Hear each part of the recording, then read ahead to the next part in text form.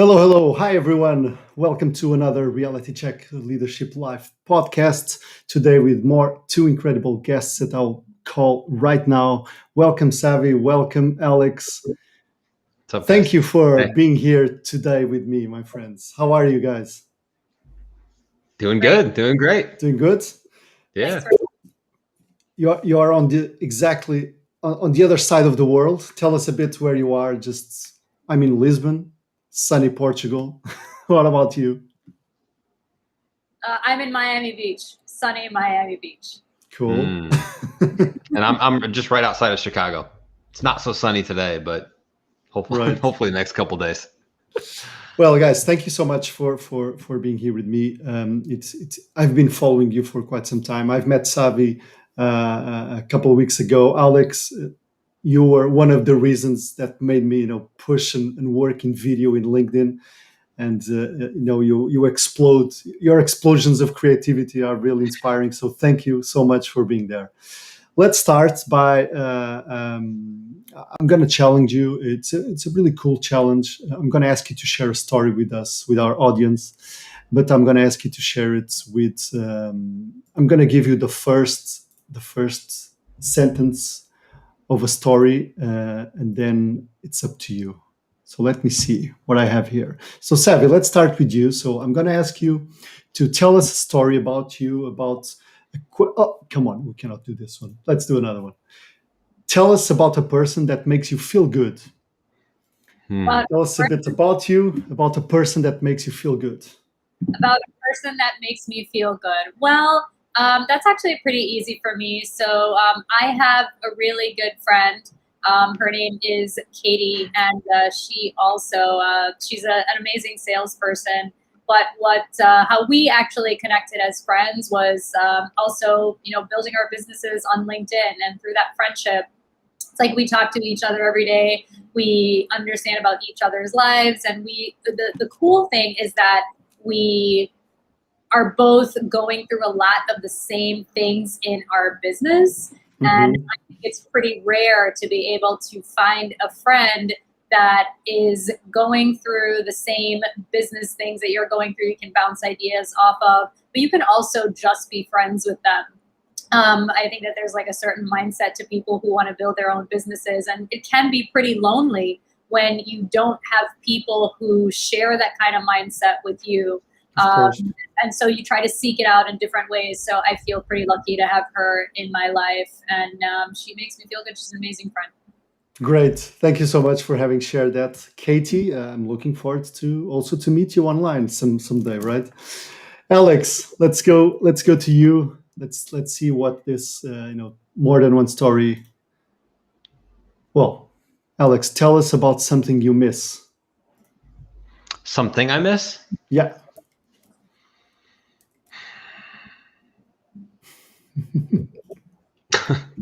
I'm so grateful for where things are. Like I don't know that I really sit around and think about what I miss. I will say this though, in a weird way, I miss a little bit when I was leaving my full-time job, and that anticipation and that build of like leaving your full-time to like pursue your dream. There are times when I miss that a little bit, that I miss that like adrenaline and that energy, and just like the move from leaving something that you're not really happy with and that's not your future to go pursue something that just lights you up in every single way possible. And so I was thinking about that the other day. I'm like, as good as things are going now, and I'm very grateful and I'm happy and I love what I do, but there are times when I do miss that. It's that's why I believe so much, and you really have to enjoy that journey as you go to wherever you're trying to get to, because the only thing that we have right now is this present moment. We don't know what's guaranteed in the future. We don't know what 3 years looks like, 2 years looks like. So sometimes we're trying to get to this spot so bad, and I want to get the promotion. I want to start the business and turn it into X or Y. I want to make a certain amount of money, but it's like, then we look back and we're like, man, those are some of the best times. Those are some of the best times. So putting in my notice and going through that process is something that I do sometimes miss. So you thought a little bit, but you ended up with a really cool thing. Alex, and taking that, tell us a bit about your story. So how did you decided to leave that and jump into your own business and set up what you've been doing so far? How was that? long story short, like I always knew I had this creativity inside of us. I think we all have Mm-hmm. unique creativity and traits and strengths and talents inside of us. The Yeah, question is, agree. are we going to be bold enough to unleash those and use those and showcase who we really are? So I eventually listened to that voice inside of my head that said, yo, you're supposed to do something bigger. You're supposed to make a bigger impact on the world. You're supposed to help people change their lives, transform their businesses. And so I decided when I was working my full-time corporate job that I was going to start a business. I started a business. It was going to be sales consulting because that's what I was doing. That's what I knew. And then I got on LinkedIn and my whole world changed. I started posting video content. I said, you know what? I'm going to be myself. I'm going to do fun edutainment type skits. And the videos were not good in the beginning. They were quite terrible, but I was just testing and trying and doing different things. And it was making me happy. I wasn't, in the beginning, I wasn't making any money. I was working my full-time job and this was more of a hobby. But as it kind of snowballed, I was like, wait a second, this is pre-COVID, of course. And so I'm like, this is late 2019. And I'm like, I think there's something to this whole video content creation, social selling, Right. building a personal brand. I'm like, I think this is going to be big in the future. And then a few months later, COVID hit and it just expedited everything that I thought was going to happen by about 5 or 10 years. So I during that time decided to transform my business from sales consulting to content marketing and social selling. And that's what I now offer as part of my products and services. But I saw Yeah. that kind of playing out. And then, from February 2020, I won my first customer in the business. And then July 2020, I was putting in my notice to leave the full-time job to do this full-time. So So it was cool. you were doing things in parallel, right? So you were working, but you were still, getting out at 6 and then starting to run your LinkedIn stuff. Yeah, I was a Yeah, I know the busy drill. guy. Yeah, I know. Yeah, I know. yeah. Cool. Great story. Savi, what about you? Because I know you have a really interesting story, life story also. Tell us about that. Yeah, no, I'm happy to share. Yeah, so for me specifically, I think that also really driven by COVID. So I decided to start my high performance career coaching during COVID. What Mm-hmm. really drove me was that my entire career, I wanted to do something where I could help others just achieve their own dreams. And I had no idea what that was for a really long time. And then when COVID came around, I just said, what am I waiting for? Things can change in a second. Life can disappear. Everything that we know that's normal can completely change. So I decided to create a program that helps people get promoted. So it's a high performance career coaching boot camp. That's what I do. And I specialize in helping people become the expert in their roles so they can get promoted and make more money. And why I wanted to do that is simply because every company I've worked at, I've been able to excel. I've been able to apply myself and work on cool projects, get to know executives really well. And for the longest time, I didn't know that it wasn't really a skill that people knew how to do. I mean, moving up in your career is completely different than being really good at your job. And so that's why I think a lot of people are frustrated because they'll say, hey, I'm so good at my job. I get great reviews, but yet still I can't move. And that's because it's a different skill set. So this is what I teach my clients to do. And I absolutely love it. And I love helping them and I love the transformations. And you guys work with clients all over the world. It's mostly on North America. How does that work? Because like Alex was saying, new Savi, COVID really has exponentially brought people on board. Remote career counseling, remote business and marketing advice, consulting.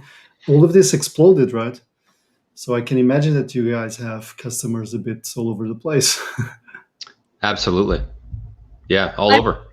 Oh, yeah, there's a delay. For me, it's mostly in North America, simply because the techniques and tactics and the way that you operate in the workplace is different from country to country, from culture to culture. So I don't know enough, for example, about Japanese culture to say my methodologies would work in a Japanese company. But I know Right. for 100% it works in North America. So that's where I focus. Cool. So tell me a bit about that strategy on LinkedIn, because you guys post content on a regular basis, filled with value, and there's a lot of people talking about this at this moment, which is in order to generate value, you have to give value. But it's a bit strange, right? Because you are giving the secret sauce, but at the same time, you are selling the secret sauce. So how does that work? Yeah. Well, really what you're selling is the context. I mean, and I Hmm. don't know how Savvy's business works, but for me, it's like we're selling a community. We're selling a process, a system, the context of what adjustments do you need to make in your specific business and your specific content and your specific social selling. So, when you think about LinkedIn, there's kind of two aspects to it. There's the brand and the content, which is stuff that you put out that draws people to you. That's Right. fantastic. That's the best. But then the second side is the outreach where you got to know how to social sell. You got to know how to get out there and win business before your content starts to take off. And so I teach both, but I can give away tips and tactics. Just like if I was a boxing coach, I could be like, yo, this is how you throw a jab. This is how you throw a right hand. And then you get in the ring and you're like, oh, okay, this is a little different than I thought. I'm getting punched now. What do I do? How do I make this adjustment? And that's where people like us come in, where it's the context. It's, well, you do jab, but not in that scenario. You wanted to slip it first and then come back with the, so that's how I think about it. There's tips and tricks and strategies that you want to provide that bring people to you because they now see you as the expert. And sure, they can take some of those and apply them right away. And that's fantastic. But then when they get in the situation, they really want to get high level results. That's when they call in an Right. expert to help them speed up that process and really generate real results. But that has really changed, right? Because in the past, I remember LinkedIn. I've been on LinkedIn for several years now.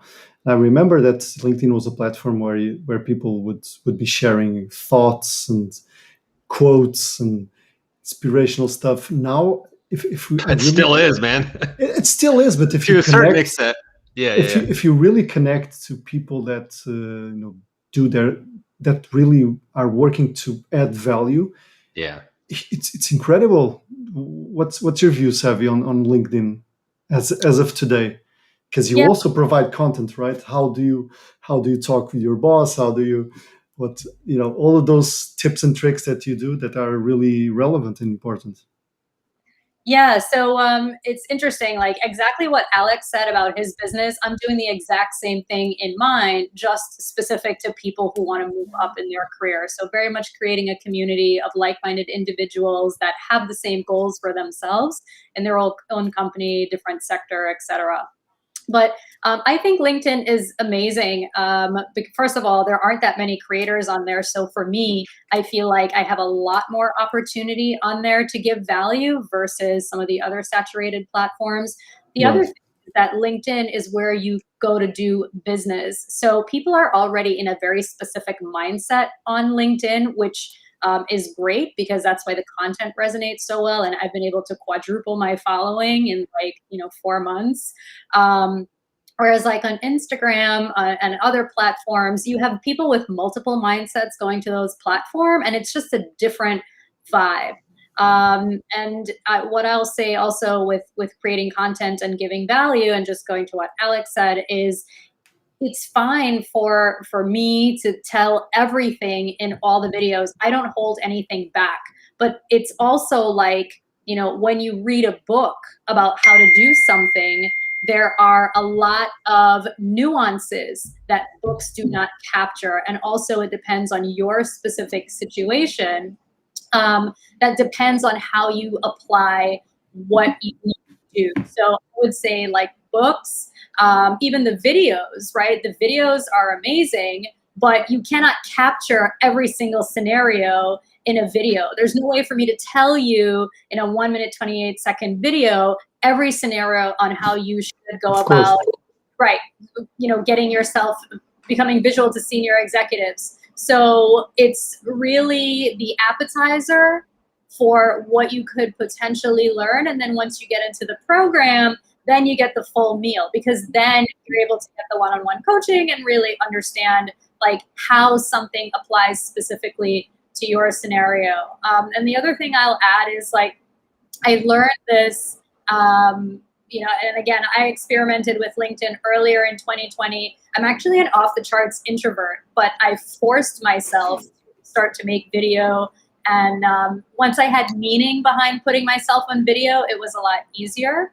But I'll say that when you understand your value, when you understand how you're going to help improve someone's life so they can get the career that they've always dreamed of, you have a very specific kind of following. Like your message is more targeted, your following is more targeted. And so it makes for a very rich interaction when you go back and forth. I think when you don't have a content strategy or you're not clear on what you actually have to offer people, like it doesn't, to me, I don't care if you have 100,000 followers.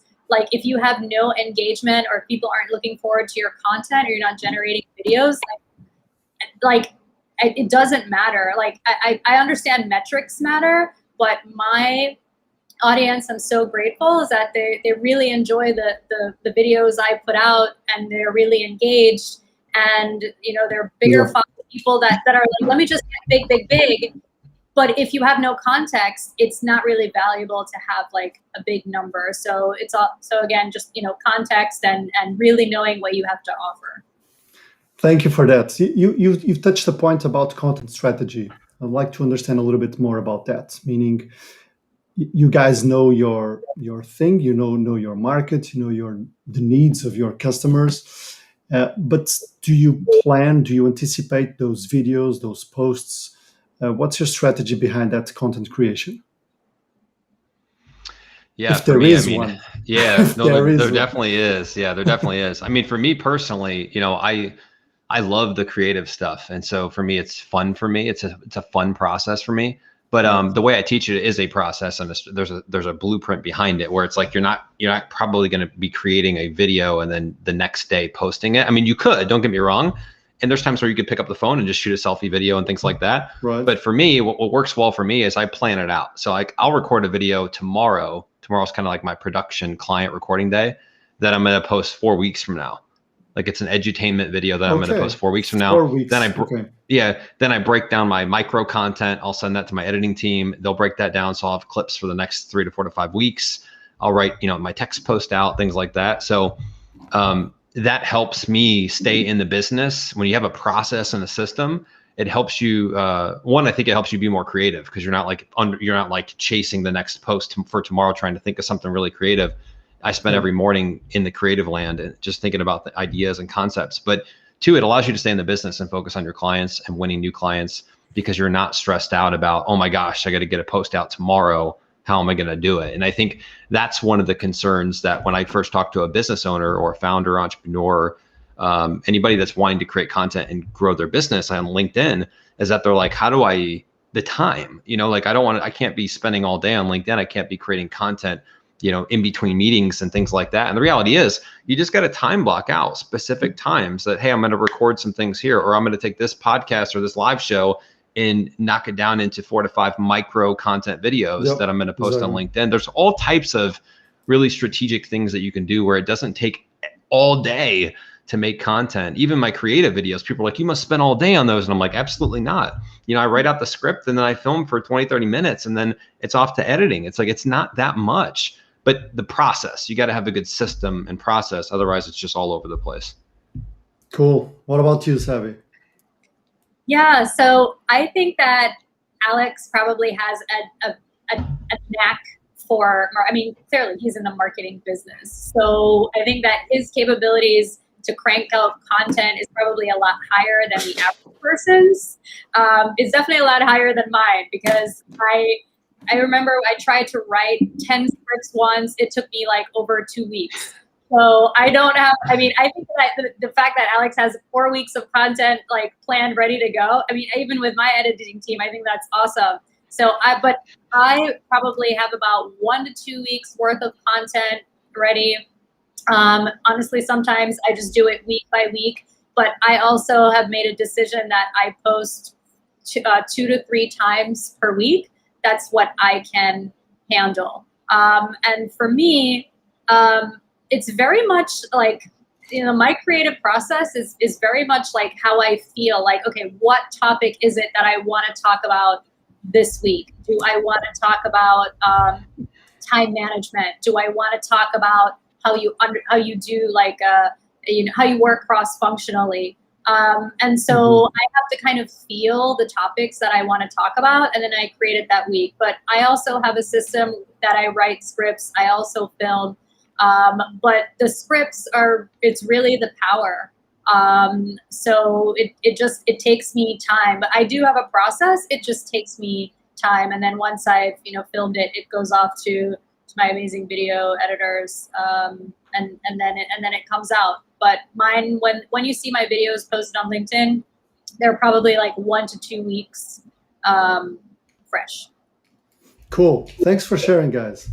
And I'm happy to see that you both have an editing team, because this is my editing team, which is always a start. We have to start somewhere, right? So I got another question to you, which is about this thing of gaining confidence of being facing a camera, which I see a lot of people struggling. And I read several people saying, yeah, just do it and see where it takes us. But doing it's hard. Just giving that first step. What would be your advice? Because you work with so many people that I'm sure will have the same doubts and questions. One of my favorite quotes that somebody told me, I'm not sure who came up with it originally, but I'll never forget it. They told me, when you remember your purpose, you'll forget your fears. When you remember your purpose, you'll forget your fears. So it's easier said than done, of course. But my thought process is that when you're going to record something, I think what happens, I know what happens in most cases, is people get inside their head and they start thinking, all right, I'm going to record this video. And they start thinking me, right? Which is normal. We're humans. That's just how we're programmed, right? We think, oh my gosh, what if nobody likes it? My tribe, they're going to exile me. Like I'm not going to survive now. That's how our primitive brains think. We worry about judgment, the fear of failure. All these things pop in our head, but really it all comes back to us, right? As opposed to us just saying, let me put the ego aside for a little bit. And can I just create something, regardless of how good the quality is right this second?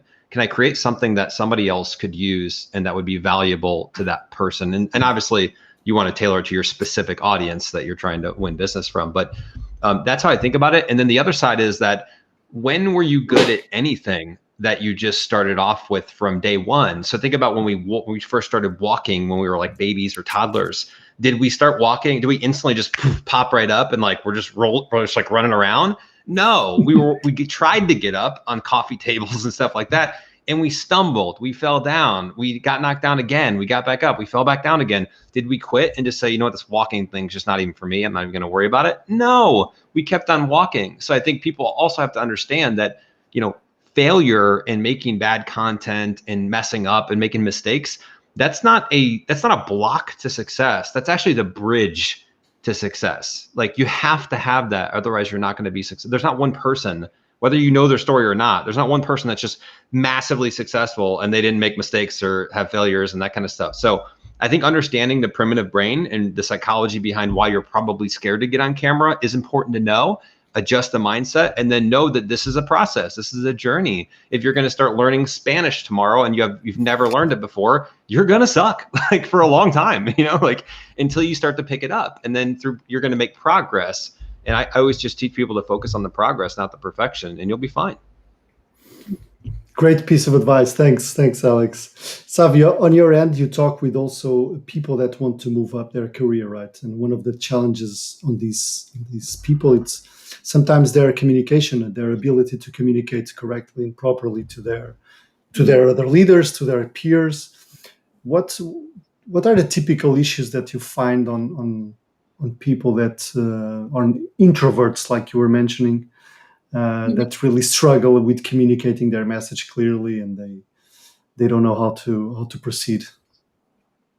Yeah, so the number one thing is, it's actually very similar to what Alex said, is like they get a lot inside their head and focus more on how they think that immediately they open their mouth and it's going to be nonsense. So they are already planting that seed in their mind, but it goes back to what is it that you want to get out of this relationship with a senior executive? So it's very easy to be like, oh yeah, I want to know this particular person really well. I want to know this person that's at a very high level very well. But why do you want to do that? Because it's kind of like, if I compare it to having followers on LinkedIn, right? building relationships internally in a company need to be strategic, and it needs to be reciprocal. And in order for there to be reciprocity, there has to be something that bonds two people. There has to be a common thread. Yep. To LinkedIn followers, it's like trying to build relationships in a company without a bond, without something that connects you, is the same thing as going into LinkedIn and just clicking connect on the first 100 names without thinking about why you're connecting with them. So the first thing that people need to do is they need to understand, why do you want to connect with this senior executive? What can I learn about them that I either can have in common, or I know something about, or I'm curious enough to research? So it's, number one, forgetting about just checking the box, which is like, oh yeah, I just want to know this person. Find the common thread.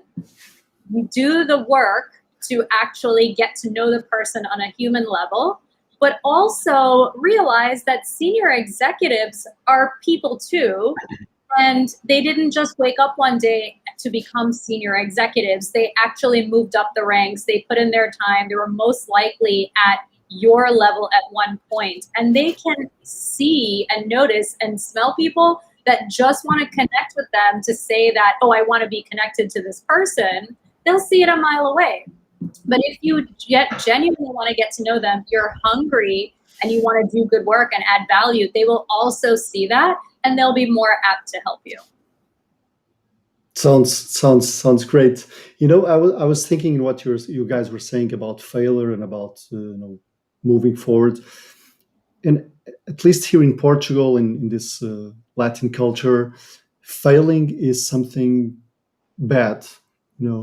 Although we might feel and we might say, yeah, failing is the way to learn, which I totally agree. But if you open a company here in Portugal or Spain or Italy, whatever, if it fails, your CV, your career gets a stain, and it's stupid because that stain, really had taught you a lot of stuff. And I see that, at least in Portugal, I see that there is a lot of people that are afraid of putting themselves out, really, because culturally it's hard. It's really hard. And I find that, I don't know what experience you guys had with European countries, working with customers in European countries, but I'm seeing a lot of differences between when I see your content, your videos, the way you interact with people. It's pretty different than the way we here interact with people. And that notion of hitting a contact and saying, "Hi, I want to meet you because I just want to meet you because your content is interesting." Normally, you can get a response saying, "But aren't you selling me anything? What's in it for you?" And when I get back and say, "No, I just want to meet you," it's strange for them. Let me see if I can put.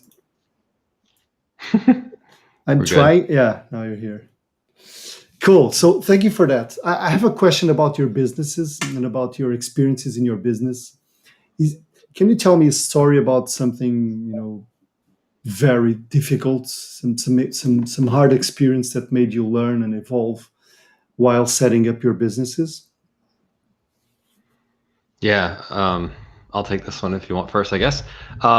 Really quickly to that other point that you were just talking about too, is that you gotta, I understand there's cultural differences and your family, there's friends, there's a lot of influences. I think your ability to just really visualize what you want out of life and sort of drowned out a lot of the noise. I mean, a lot of people told me that I shouldn't do this, I shouldn't do this, this was going to fail, this isn't going to work. And I think it doesn't, you just got to close your eyes and think, what do I want this life to be? I get one life to live, and what do I want it to look like? And what do I want to do? And how can I find something that lights me up every single day?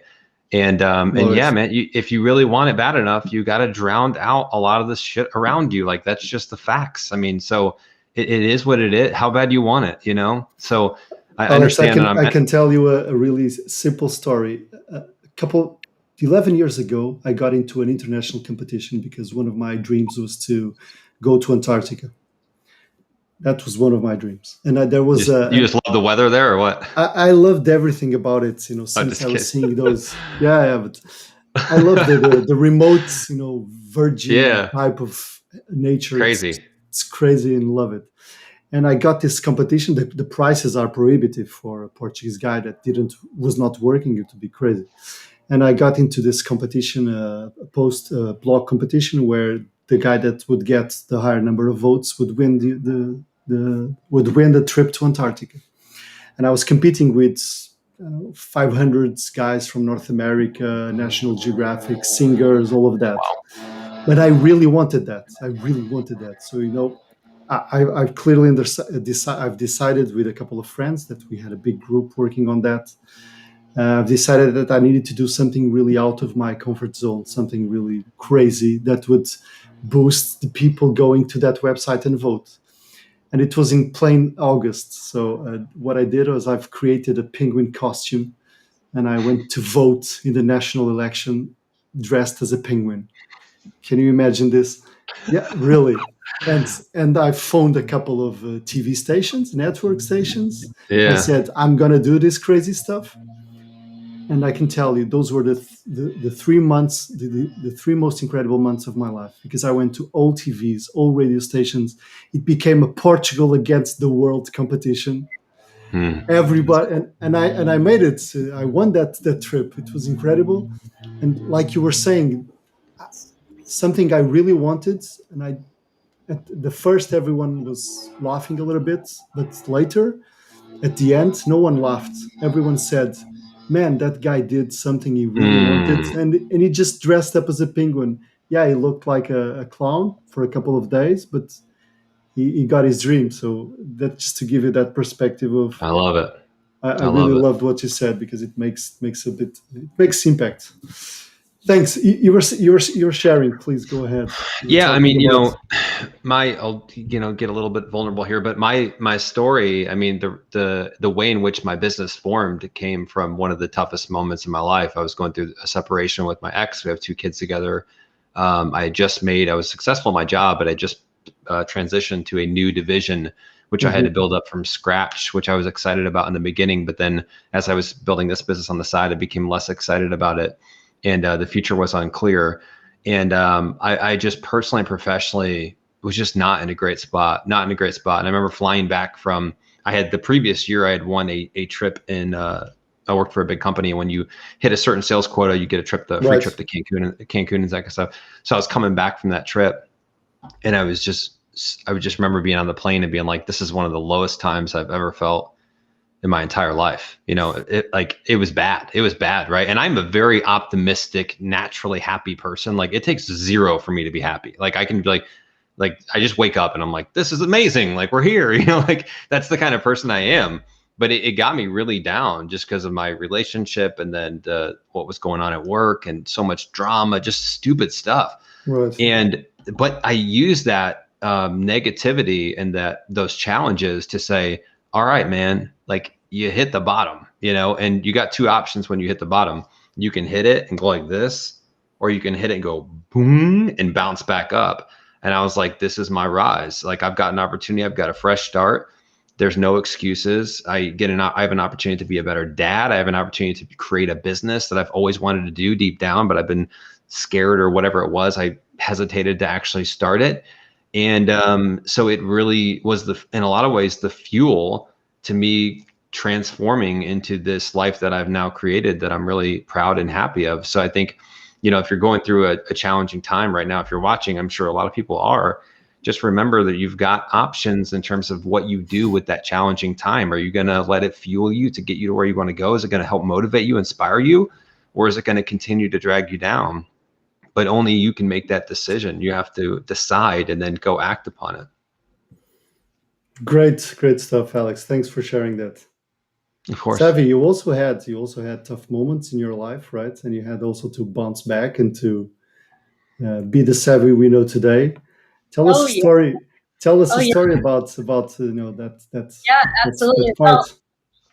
Well, I feel like since Alex went there, I feel comfortable going there too. So please. By the way, that's the power of vulnerability, guys. If you want someone else to open up first. They'll feel more comfortable. So we're getting real here. Let's air it on out. Yeah. I mean, you totally opened the door. Yeah, no, I mean, I think like a lot of people or a lot of stories, I mean, I've been divorced for a really long time, but anybody who's been divorced, which is a lot of people, knows that it is really a very unpleasant experience in all areas of your life. It's probably one of the darkest moments you could go through. At least it was for me. Mhm. I was just, kind of lost.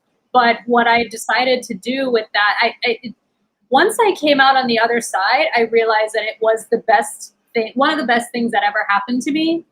Because like Alex was saying, you can decide what the bounce is like, right? You can either decide if you're going to go splat or if you're going to like use it as a jumping off board, as a springboard. And that's basically what it was for me. It was a springboard. I completely changed my mindset. I changed my life. I became a more positive person. And it really, I took all of that energy that I have, and it really catapulted my career to doing some really incredible high level stuff. And so it's from that moment, I felt like I was at the lowest point, and then that curve, it just hit like exponential and just started to head for the sky. And it was really incredible. But it also taught me how to handle adversity, because you still have to function as a normal person when trying to go through a divorce. And when I got divorced, I was under 30. So it's like, try being a 20-something-year-old divorcee. Like it's a whole other level. And if you have kids, it's like Alex had, it makes it even harder. I can imagine. I don't have kids, so I think children are great. I just don't have any. So I think probably life would have been a little bit more challenging, because there are risks that I took that I probably would not have taken had I had children. Mhm. This is what I'm thinking now, hypothetically. I don't know. But it's really taught me how to deal with adversity. And now I welcome adversity, because I know that at the other side of that, I'm leveling up and I'm going to learn something. And also, when I'm presented with a problem, instead of panicking and being a Chicken Little and going like everything is falling and everything is over, I get very strategic, very focused, and I isolate it, and I think, okay, can I solve this problem? How long is it going to take me to solve it? And if I cannot solve it, who can I go to?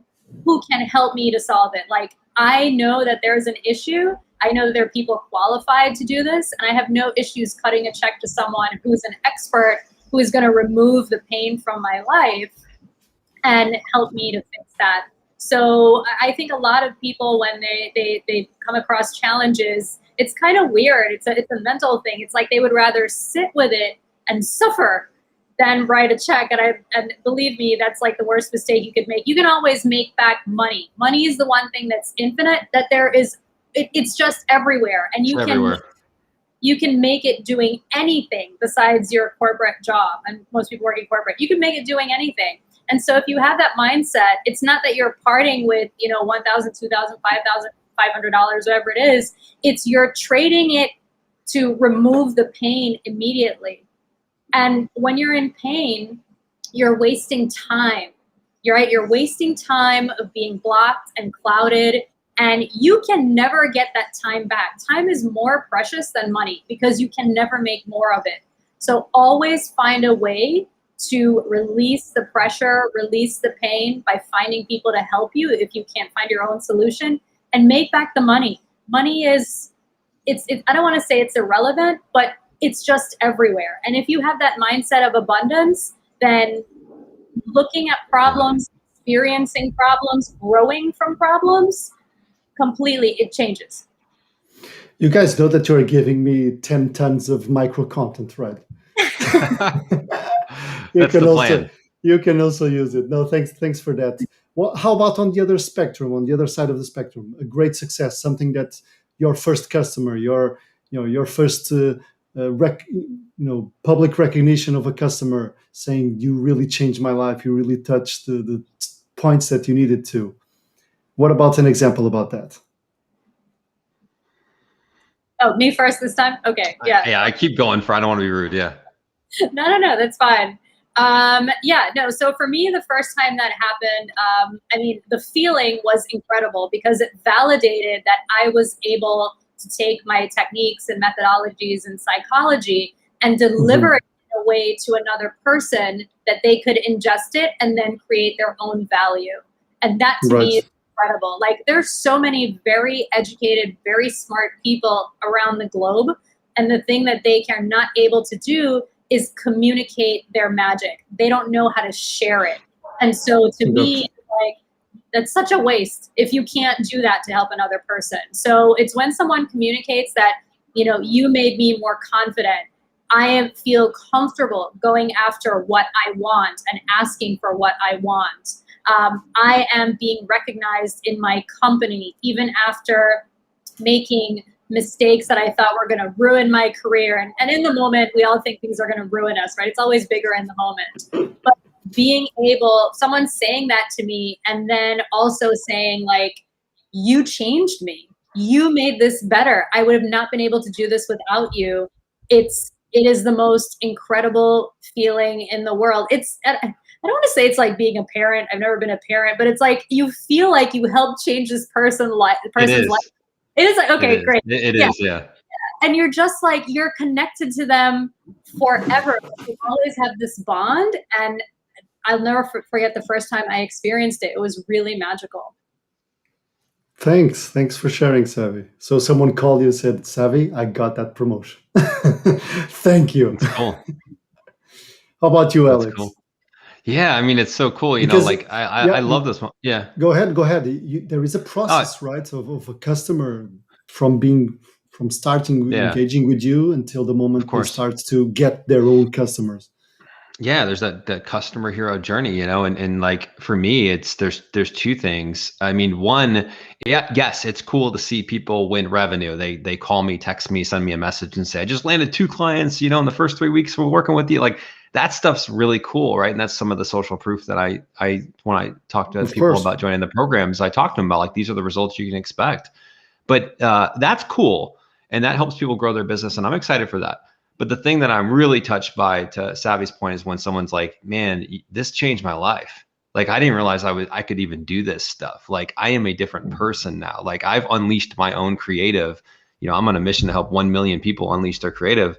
And it's really just pulling out what was naturally there the whole time. I'm sure you probably feel the same way. It's not like you're putting something in them that wasn't there. You're just showing them how to use the gifts and the talents and the things that they have.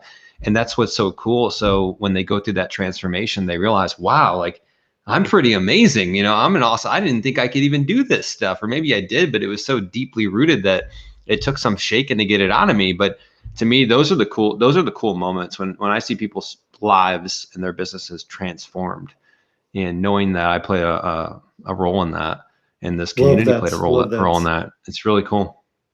Cool. How about your plans for the future? What you guys have planned? Is there any you want to scale? You want to keep on working on that specific niche where you select your clients, you work with people that you want to work with. What's your view about your business? Yeah, for me, it's definitely scaling the business. I'm, I left my full-time job last year, July. So it's been less than a year since I've been full-time in this. And the first year has been tremendous, but I think about the next full year, and certainly scaling, certainly hiring somebody that I could partner with outside of outsourced folks, and being more specific with certain markets that I serve, helping companies, bigger companies, because right now I focus a lot on founders, entrepreneurs. I love that space. I'll never leave that space. But I also am branching out now to serving more of companies, because these bigger companies, sometimes they take a little bit longer to catch on, where a solopreneur or a founder, they can pivot real quick. One day they're not on LinkedIn, the next day they are. They can make decisions like that. Where a company, there's influences within inside the company. There's some red tape. There's some decision making. It's more complex. But the more and more companies start to come around and realize that, hey, we better get on LinkedIn. We better figure this out. We better have a good strategy. We realize that personal branding and creating content and social selling, digital sales, these are the present and the future, and they're not going anywhere. So are you going to let your competition come through and sweep your feet and take your market share? Or are you going to wake up and say, let's tackle this thing, let's hit it head on? And the issue is, a lot of leaders, which I completely understand, they don't understand it. So they're like, I feel like kind of foolish diving into this, because how do I teach my team? How do I hold them accountable? What should the KPIs? What's the ROI I could expect?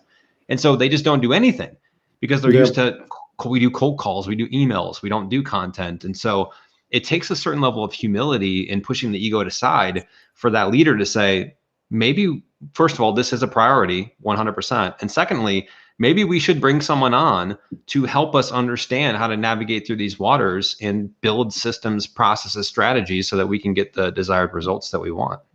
Yeah, thanks. I did a post a couple of weeks ago about that because I was really, sorry for the word, but I was pissed off with some companies that I think they really demand their employees to post exactly the same content at the same time. So And useless. and I'm thinking, so much content, which is exactly the same, but with zero engagement. LinkedIn algorithm really looks at it and says, this has to be something here. And they don't understand that it's really negatively impacting their visibility around on the Because network. because they want They control. want control. They don't Exactly. understand it fully, and they want control. Just let's be Exactly. safe and let's be safe and let's just post this one I've- article. I've no been one having- cares about yeah. your one article. Sorry.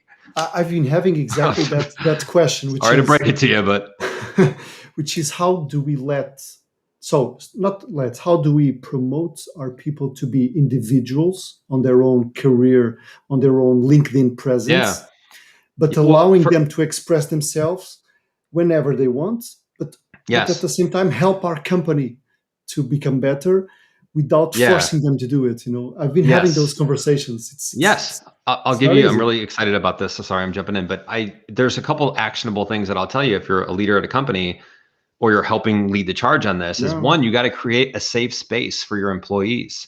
Like that's the number one reason that people aren't creating content. Employees aren't creating content. The number one reason they're not creating content is because they don't feel like they have a safe space to do it. They think if I create this piece of content and put it out there and my manager sees it, are they going to think I'm leaving? Are they going to think I'm like on Exactly. LinkedIn because I'm trying to like get recruiters' attention? Or it's, hey, I want to post this video, but man, like Bobby's going to give me crap about it because I've never done a video and I'm probably going to sound like not the best. And then Bobby and Sally and everyone else are going to make fun of me in the office or in the break room, or maybe it's their own insecurities inside just eating them up, and that won't even really happen.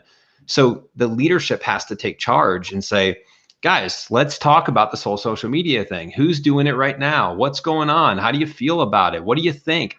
And then slowly start to put together this strategy where people have a game plan. They understand it. And then that's where when you talk about brand and how do we, because I think a lot of times they do think about, all right, well, we've got this company brand. And so how does that going to align if everyone else is building their personal brand, doing their own thing? It's going to be the wild, wild west. I did a rap on that actually, but it's not when the employees and you talk about the company brand and then the personal brand runs parallel with that.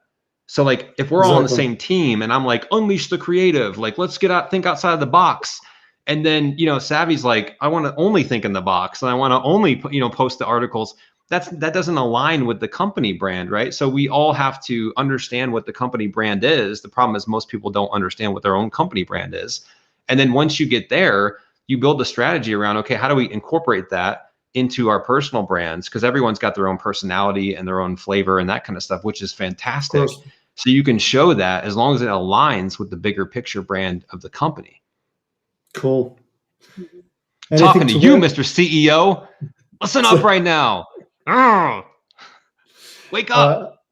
I love that. It's really a topic unleash the creative. Exactly. It's a topic of passion because I do this podcast and I remember talking about it with my actual company and talking with a couple of friends. Some of my friends were asking me, but how are you going to interview the CEO of your exact competitor? And I'm saying that's what's incredible.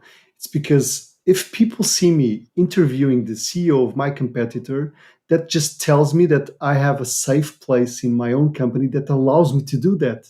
Whose company allows their people to do it? That's really that's great. That's much that's cool. Guys, we don't have a lot of time. There are a couple of comments here. I haven't even talked with people online, so sorry for that, guys. Thank you for being there. Thank you for all your comments. I don't know why, but the names are not appearing here. But I have a couple of people here. Let me show you this first. I do my best inspiring people in video, image, and plain old text.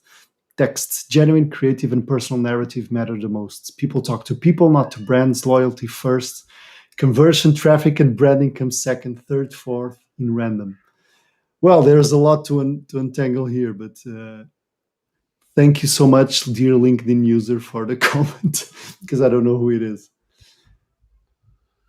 But it's mostly about. I don't think branding comes second. I think branding is everything, right? I think that's the misconception about branding is like it's the logo, it's the tagline, it's the this, it's the marketing. It's like the brand is, from a personal branding standpoint and from a company standpoint, it's the values. It's who you are. It's the makeup. It's how you make decisions.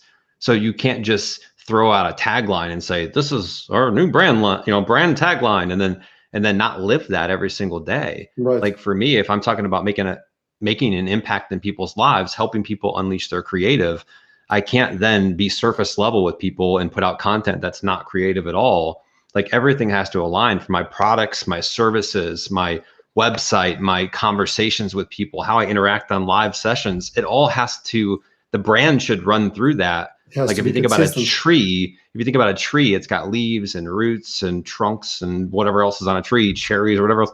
And water runs through that whole tree. Like that's the brand. It runs through the entire tree, even though there's different areas and aspects to that. So that brand actually comes first, and then everything else filters through that. Savvy, go ahead. Oh, I was just going to add to what Alex is saying. So I think the other thing that I would add is that people are really afraid to make their claim. They come up with these taglines that they think they're supposed to write. So it's really weird. They write their taglines for people that they think will accept them, but they don't write their taglines or carry the personality for who they actually are. So the reason why people struggle is because they're putting out fakeness and they're getting back fakeness. They're not being authentic. So for example, I was on an interview recently with someone that said, Savvy, you are so contrarian. You basically say the exact opposite of what people are told. You completely fly in the face of a lot of things that people are told. I'm like, yeah, because that's who I am. Like, that's just who I am. That's what my videos are like. That's what I teach. And that's just my personality. That's who I am. And so that's why I think I've been able to grow my audience as quickly as I have and have the kind of the engagement that I have is simply because I said, no, this is who I am for real. This is what I have to offer. This is how I did it. And I'm only looking to attract these specific people. And I think that's why it works. I think that a lot of companies, and I'll say, Alex, that I also think that marketing departments, and this is not a dig on marketing departments, but traditional marketing is different from newsfeed marketing. And the two things don't work. And this is why the article doesn't work. And you get like no views, no likes or comments or views. And you're like, why? This article was amazing. It's because it's totally different from the newsfeed. So there's also a strategy thing that I think people need to understand. But there's one thing I wanted to go back to in the middle of the podcast, if you don't mind. I think it's kind of important. It was when you were asking Alex just how people could get over the fear of making videos. So I can share from my experience as a non-marketing background person. So one of the tips that I did was I actually recorded myself on video, and then I would wait a day and watch it. And I think that's how you really kind of break into video, is that once you get comfortable, you have to learn to watch your own videos first. And so I would record it, and then I'd wait a day and I'd watch it, and I would go, man, I look like a robot. Man, I look like I have no, I'm just like made out of steel. Man, I need to smile more. Like, you're just not aware of all of those things. So I got comfortable with looking at myself first. And then the next step was like, how do I get comfortable with posting things online? So that's like a baby step trick that I learned. For people who are super nervous, because I was super nervous at the beginning. Actually, if you go back and you look at some of my old content, you'll see the really one super stiff video where I don't even think I blinked. I still left that on my profile. Yeah, exactly, just like that. And then they started getting better with podcasts and stuff. And now, Luis, you've seen my video content. So that's something that I think would be really helpful, is like get used to and find your angles and find everything, but get used to watching yourself first and work up to posting. And Great. Go ahead. One more quick hack on that is that if you want to start making videos and you've never made videos, and maybe it's a lot for you to sit in front of a camera and record stuff, and that's really uncomfortable for you, just get on the Zoom call or a recording with a colleague or a buddy or a client, hit record, and just let's talk about a few topics that matter to our audience and just record, right? So it's more conversational. And then boom, you can take that and turn it into content. So sometimes you can even dumb it down to where it doesn't have to be anything, scripted or one-on-one with you facing the camera. Just get on a conversation just like this, hit record and be like, yo, what's the top 3 things that are happening in your industry right now? What should people know about? Well, they should know about this and this. And then before you know it, you've got content. I've tricked clients into making content. So I'm like, hey, Larry, tell me about this and this. I'm like, oh yeah, well, this is what you need to do here. And he's like, wait a second. What are we doing here? I'm like, we're nothing. Just continue on. And I'm recording this whole thing, right? And then we get a couple pieces of content out of it. So there's that too. That's a great story. Alex, there is once I would like to get your view on one of the things that you did. I don't know if you're still doing it, but you were doing some kind of improv show in the past where you would get along with 2 friends and you were just doing improv comedy / value out of business context. That was really cool. And I'd like to thank you for that, because one of the things I love to do is teaching people, teaching human skills and taking out the best out of people. And one of the things that those videos taught me was that there is nothing better than putting ourselves in situations and practicing on live situations. And most of the workshops, even tomorrow, I'm going to give a workshop, and 80% of my workshop is practical. It's examples, exercises, examples, because that improv really makes us grow a lot. So thank you for that. It was really a cool show, and it gave me a good idea. It was fun, guys. Yeah, it was fun, guys. We have 3 minutes. I would like to ask you. During these last minutes, I'd like to get your inspiration, try to see what have inspired you, any book, any talk, any mentor. What could you share about so that the people that are going to listen here or later on could also read, see, and be inspired? What inspires you? I am not the best person to ask about books and stuff because I don't consume a lot of content, but I'll say this. We all have an opportunity while we're on planet Earth to do what we think is best with that life that we get. And you're either going to succumb to what you think other people want you to do, or what society wants you to do, or how you should fit in. Or you're going to be bold and go out there and decide that I'm going to create the life that I want. I'm going to make the kind of impact that I want to make here. And you're going to go chase that, and you're going to go make that happen. And that's not going to be easy. But at the end of the day, you'll feel proud, and you'll be probably in a much happier state of mind, knowing that you chose a path that was what you wanted, not what anyone else wanted. Thanks, Alex. Thank you so much. Can't say that enough. Yeah, I would agree with Alex, but I do have some recommendations. Well, there are a couple things I'll say. So there's no one person that I take gospel from. That's just not my personality.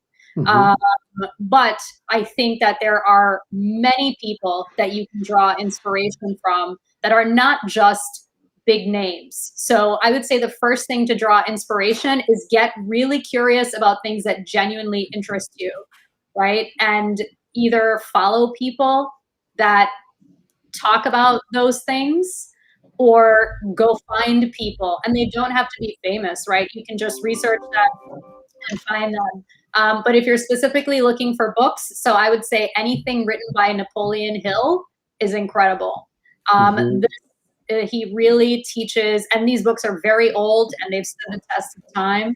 And he really teaches you how to shift your mindset and to see things from the true perspective versus what you've been taught in society.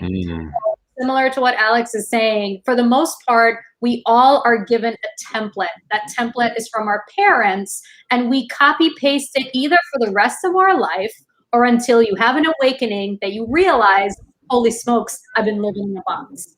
So once you get to that realization, that is when you start to seek out the path that is going to help you create your life, and understand that once you realize you've been living in a box, you've been living in a template, you will freak out, and your own lizard brain, caveman brain will fight you. But your job is to override that by seeking out the people that inspire you.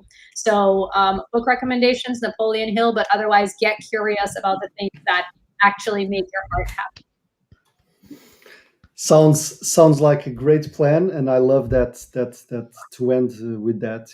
These last weeks I've been extremely curious with something I've never ever thought about, which was the relativity theory of Einstein.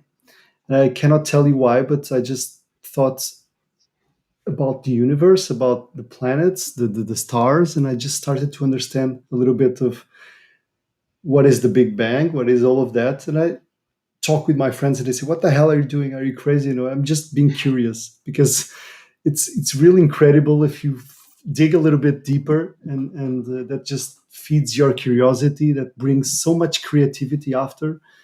And I would definitely read Napoleon Hill, because I don't know it, I don't know him, but I'll check it out. My friends, I would like to thank you so much for the time and for your generosity once again of being here with me during this 1 hour. I wish you all the best and all the success, and we'll continue to be connected online. And thank you once again from sunny Lisbon to the States. See you guys. Thank you. Thank you, guys. Nice to meet you guys. Nice to meet you. Bye. Take care. See ya.